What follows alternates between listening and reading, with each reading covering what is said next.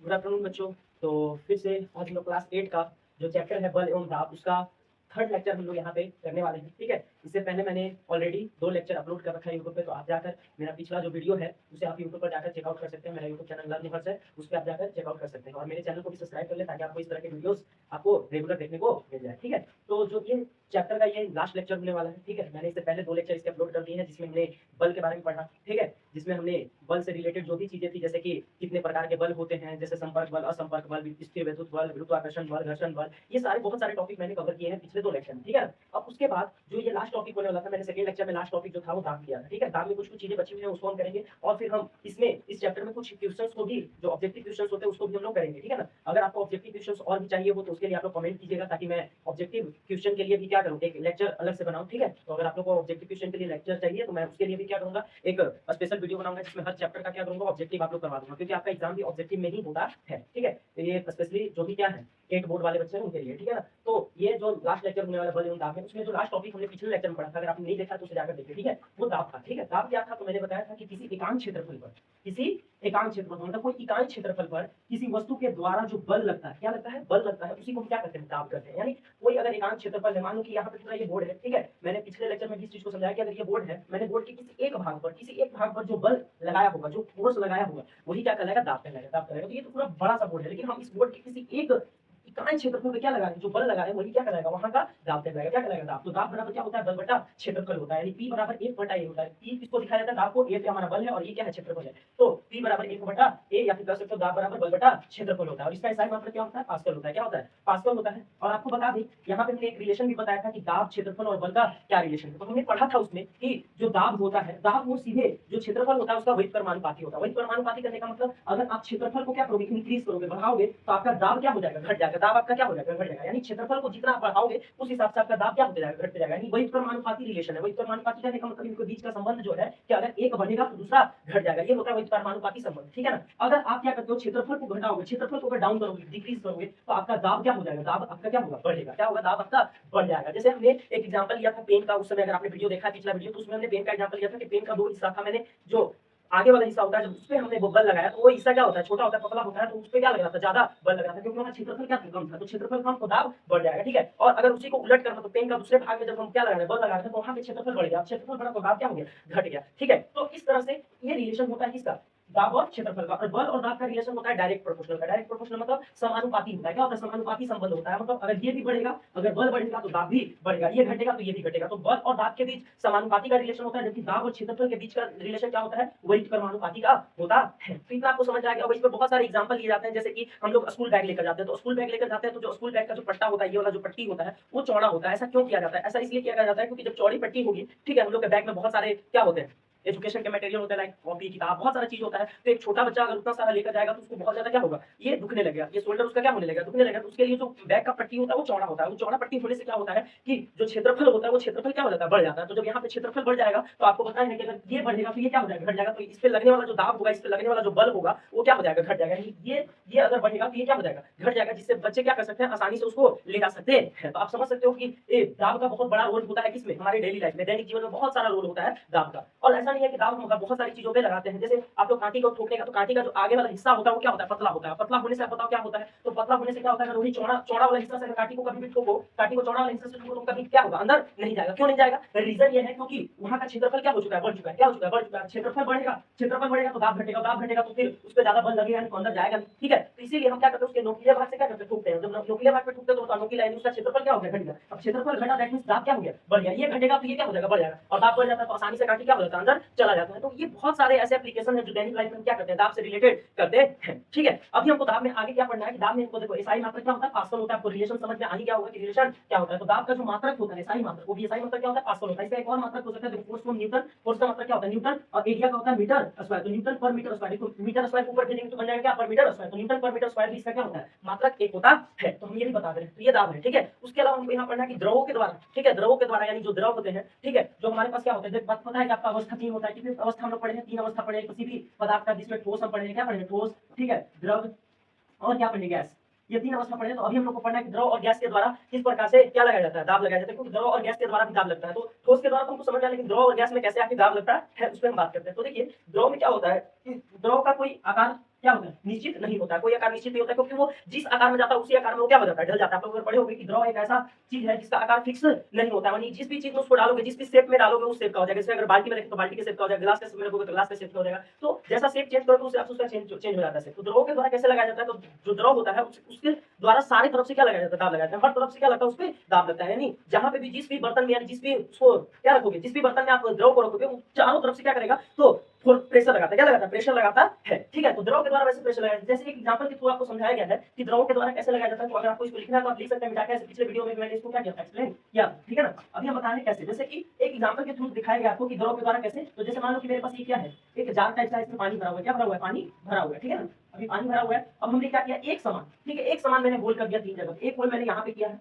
ठीक है, एक होल मेरा यहाँ है, एक होल मैंने यहाँ किया, एक होल यहाँ पे किया, ठीक है। अब देखो 3 होल क्या, तीनों होल क्या होना चाहिए, समान होना चाहिए, ठीक है। अब जब मैंने होल किया तो उसके बाद मैंने देख रहे हैं कि यहाँ से जो पानी निकल रहा है, ये वाला होल से जो पानी निकल रहा है वो बहुत ज्यादा दूर तक जा रहा है। ये पानी क्या हो रहा है, बहुत दूर तक जा रहा है। यही अगर इस होल का बात करें तो इससे थोड़ा सा कम दूरी तक पानी जा रहा है, और इसका बात करें तो इससे तो बहुत कम पानी निकल रहा है, ठीक है। ऐसा क्यों हो रहा है कि मैंने इस जार में 3 होल किया, ठीक है। तीनों होल में से जब जो सबसे नीचे वाला होल है उससे ज्यादा पानी बाहर निकल रहा है, ज्यादा दूर तक, मतलब ज्यादा दूर तक पानी का क्या हो रहा है, फ्लो देखने को मिल रहा है। जबकि इस वाले से कम दूर तक और इस वाले से बहुत कम। ऐसा इसलिए होता है क्योंकि देखो ये जो द्रव है, ठीक है, ये द्रव का जो प्रेशर है ये उसकी ऊंचाई पर डिपेंड करता है, इसकी गहराई का लो या फिर ऊंचाई का लो उस पर डिपेंड करता है। यानी जितना ये गहरा होगा, यानी जितना गहरा वहां पे क्या होगा, होल होगा यहाँ पे, ठीक है, उसके हिसाब से यहाँ पे आपको फ्लो देखने को मिलेगा। क्या देखने को मिलेगा, फ्लो देखने को मिलेगा। अभी हमने बताया था कि जो क्षेत्रफल होता है उस पर डिपेंड करता है। तो ये वाला अगर ऊंचाई क्या होगा, ठीक है, अगर इसका ऊंचाई बढ़ेगा ऊपर से जितना भी पानी आ रहा है सब एक पानी का जो मॉलिक्यूल है दूसरे पानी पे फोर्स लगाएगा, इस तरह से करके ऊपर से सारे क्या लगेंगे, जितने भी पानी के मॉलिक्यूल सब एक दूसरे पे क्या लगाएंगे, प्रेशर लगाएंगे, जिससे ये ज्यादा फ्लो होगा। क्या होगा, ज्यादा फ्लो होगा। जबकि इस वाले में हाइट कम हो गया तो इतना ही। सोचो कि जब हम यहाँ का बात करें, इस लेवल की बात करें, तो इस लेवल पे क्या हो रहा है, इतना सारा पानी मिलकर क्या लगा रहा है, तो प्रेशर लगा रहा है, ठीक है। जब इस वाले लेवल पे बात करेंगे तो देखो पानी का मात्रा क्या हो गया, कम हो गया, इतना ही दूर पे पानी का क्या लग रहा है, प्रेशर लग रहा है। जब इस वाले लेवल पे बात करें तो इस वाले लेवल पे तो और भी कम हो गया, क्या हो गया, और भी कम हो गया। तो इस वजह से क्या हो रहा है, इसमें आपको ज्यादा फ्लो देखने को मिल रहा है, इसमें कम, इसमें तो बहुत कम देखने को मिल रहा है। तो आप ऐसा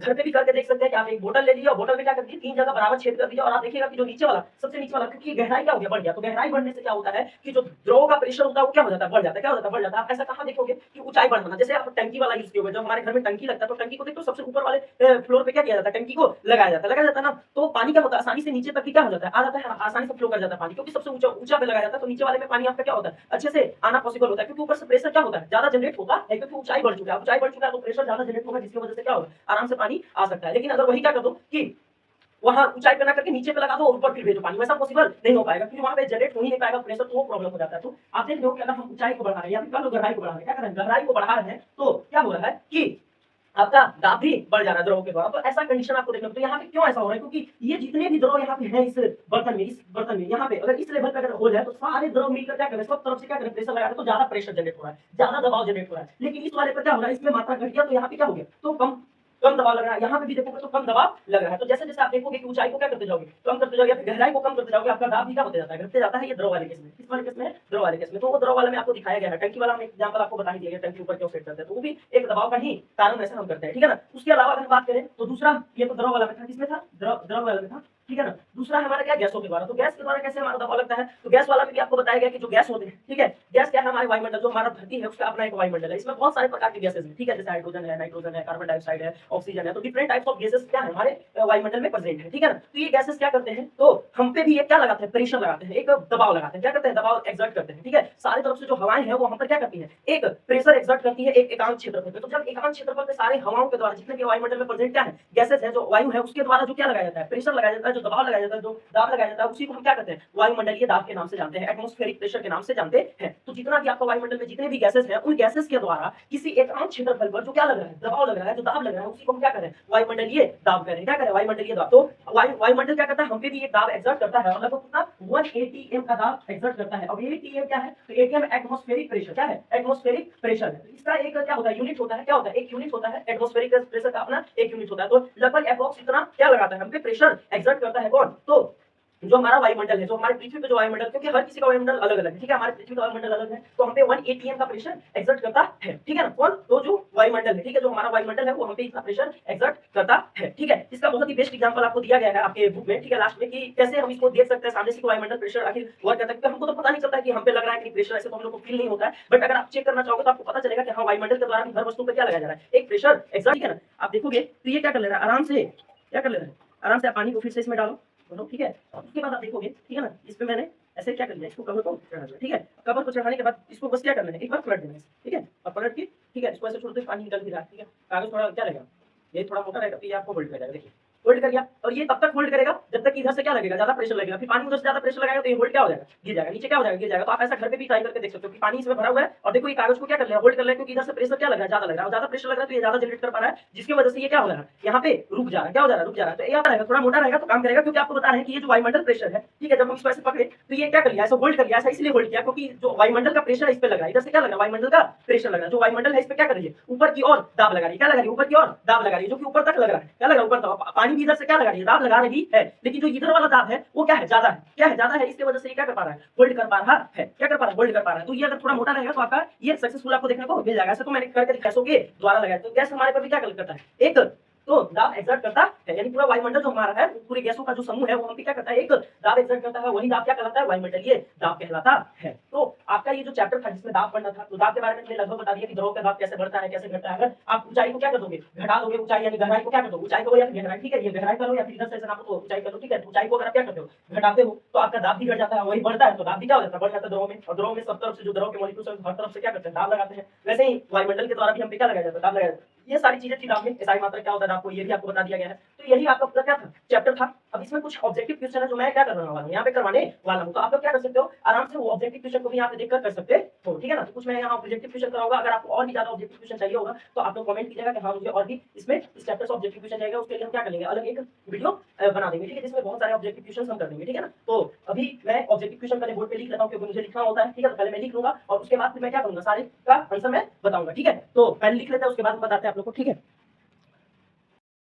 हाँ, तो देखिए मैंने कुछ ऑब्जेक्टिव क्वेश्चन यहाँ पे लिख लिया है। वैसे तो ज्यादा नहीं लिख पाए, 5 ही ऑब्जेक्टिव, क्योंकि बोर्ड इतना बड़ा है, लेकिन तो आप 5 ही लिख पाते हैं। और मेरा कोई स्मार्ट बोर्ड तो है नहीं अभी कि मतलब मैं पीडीएफ के थ्रू आपको स्क्रॉल करके ये लिख दूं। लेकिन हाँ, फिर भी मैं ट्राई करूंगा कि ज्यादा से ज्यादा आपको ऑब्जेक्टिव करा दूं। अगर आपको ऑब्जेक्टिव चाहिए होगा तो जरूर आप एक बार कमेंट कीजिएगा, ताकि मैं क्या करूँ, एक ऑब्जेक्टिव के लिए स्पेशल क्या करूँ, लेक्चर बना दूं, जिसमें क्या सिर्फ और सिर्फ आपका क्या होगा, चैप्टर वाइज ऑब्जेक्टिव होंगे, ठीक है। तो उसके लिए कमेंट करना कि हाँ आपको अगर ऑब्जेक्टिव चाहिए होगा तो मैं कर दूंगा, ठीक है, चैप्टर वाइज। अभी देखिए आपका क्या है कि पहला पहला जो ऑब्जेक्टिव यहाँ पे लिखा हुआ है मैंने पढ़ा रखा है पहले ही, ठीक है। आप अगर अच्छे से मेरे लेक्चर्स को अटेंड कर रहे हो तो आपको ये सारे ऑब्जेक्टिव आराम से क्या हो जाएंगे, सॉल्व हो जाएंगे। जैसे पहला जो आपका क्वेश्चन है, किसी वस्तु पर लगने वाला धक्का, किसी वस्तु पर लगने वाला धक्का यानी पुश या फिर खिंचाव को क्या कहते हैं। तो हमने पहले ही आपको चैप्टर में पढ़ा रखा है। अगर आप फर्स्ट लेक्चर देखोगे तो उसमें मैंने बल के बारे में बताया था कि कोई भी वस्तु पर जो खिंचाव या दबाव लगता है, ठीक है, जो हम खींचते हैं या फिर धक्का देते हैं किसी वस्तु को, वही क्या कहलाता है, बल कहलाता है। क्या कहलाता है, बल कहलाता है। तो इसका सही उत्तर क्या होगा, बल होगा। तो आप लेक्चर को देखिएगा तो आपको जरूर इन सबका आंसर पता आराम से चला जाएगा। तो आप लेक्चर को जरूर, पीछे वाला सारा जो लेक्चर है उसको देख लीजिए, ठीक है। उसके बाद ही ये ऑब्जेक्टिव क्वेश्चन आपसे आराम से होंगे, ठीक है। तो किसी पे लगने वाला पुश या खिंचाव को ये क्या कहते हैं, बल कहते हैं, क्या कहते हैं, बल कहते हैं, ठीक है ना। उसके अलावा अगर बात करें दूसरा क्वेश्चन पर है बल का एसआई मात्रक, तो हम पहले ही बता चुके हैं, ये तो बहुत ही आसान सा क्वेश्चन है कि बल का एसआई मात्रक क्या होता है, न्यूटन। तो क्योंकि बल के बारे में किन्होंने बताया था, न्यूटन ने बताया था,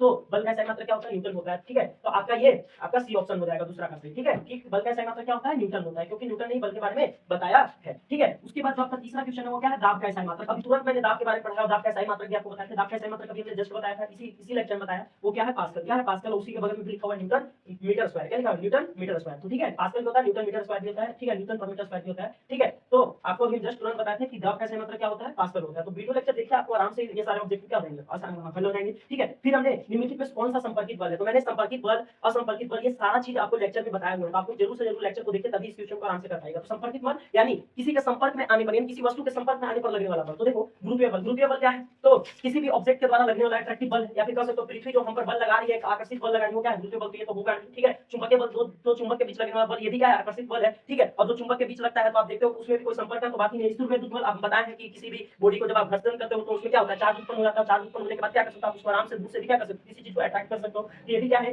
तो बिना संपर्क वाला बल है। तो फिर संपर्कित बल कौन हो गया, संपर्कित बल पेशीय बल। पेशीय बल यानी जो मसल से जो बल लगा रहे हैं, जैसे हम कुछ को उठाना है तो इसको उठाने के लिए हम क्या कर रहे हैं, एक बल लगा रहे हैं, तो इसके कांटेक्ट में आना पड़ता है। तो वही तो पूछ रहा है कि संपर्कित बल यानी कांटेक्ट फोर्स कौन सा है, कौन सा है, ऑप्शन डी पेशीय बल, ठीक है। उसके बाद जो आपका लास्ट क्वेश्चन है, इसमें 5 ही क्वेश्चन रखे हुए हैं, आप बोलिएगा तो मैं बोल रहा हूं फिर से कि अगर आपको चाहिए होगा तो आप जरूर कमेंट कीजिएगा, ताकि मैं आपको इसका ऑब्जेक्टिव पूरा एक लेक्चर बनाकर दूं। पृथ्वी जिस बल से किसी वस्तु पर अपनी ओर खींचती है उसे क्या कहते हैं। तो हमने अभी तुरंत बताया कि पृथ्वी एक बल लगाती है हम पर, जो कि एक अट्रैक्शन फोर्स होता है, जो हमें खींच कर रखने अपनी ओर खींचने की कोशिश करती है। वो बल कौन सा बल कहलाता है, तो गुरुत्वीय बल। कौन सा बल कहलाता है, गुरुत्वीय बल। तो ये सारा चीज आपका लेक्चर में दिया हुआ है, तो आप लेक्चर को जरूर से जरूर पढ़िए, ठीक है, जो कि आपके YouTube चैनल पे अवेलेबल है, ठीक है। तो आप देख सकते हैं गुरुत्वीय बल होता है इसका आंसर, ठीक है। गुरुत्वीय बल ऑप्शन डी बिल्कुल राइट आंसर है, ठीक है। तो आप ये चेकआउट कर सकते हैं, ठीक है ना। तो ये भी 5 ही हम इसमें रखे हुए हैं इस वीडियो में, ठीक है। आगे का जो भी आपको अगर चाहिए होगा तो बोलिएगा, ठीक है, मैं इसको आगे कंटिन्यू रख दूंगा। तो आज के लिए इतना ही, ठीक है। अगर आपको अच्छा लग रहा हो तो बिल्कुल आप मेरे चैनल को क्या कीजिए, सब्सक्राइब कीजिए, ठीक है, लाइक कीजिए, शेयर कीजिए, कमेंट कीजिए, ठीक है। थैंक यू, आज के लिए इतना ही, धन्यवाद।